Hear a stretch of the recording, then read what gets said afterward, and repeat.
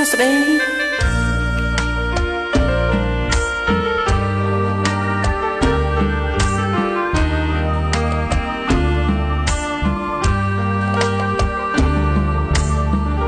រសៀលគោមភ្នំត្រនំចិនតាក្រោមដើមទូទ្រានាភូមិថ្មគោលមកឃុំទៅជុំក្នុងភ្នំកាយបងប្រណោស្ពានយោស្រមោលរួមចិត្តយើងអង្គុយលេងស្ដាប់ភ្លេងវាយោក្រំស្ពានទិញហូរចំណោជីវិតគង់ចិនដើរស្វាចំណើដងចិត្តជ្រូកជាងអំរិនប្តីប្តិន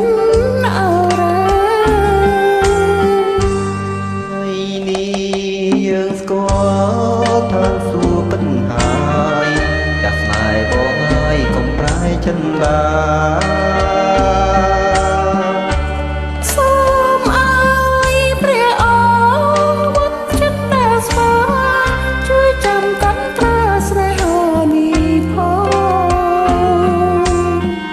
បើបងបាត់អូនឲ្យសូននៅខ្យល់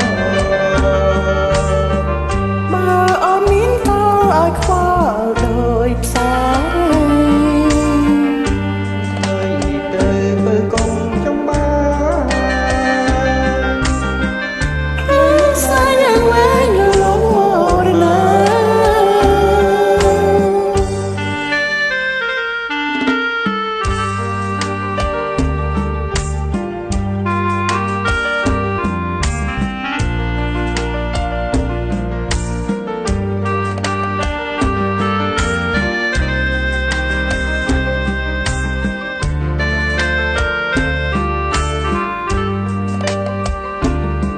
ថ្ងៃនេះយើងស្គា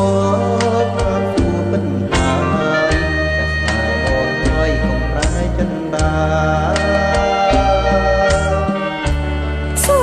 មអើយព្រះអង្គពុតចិត្តតែស្វាជួយចាំកាន់ត្រាស្នេហានេះផងបើបងក្បត់អូន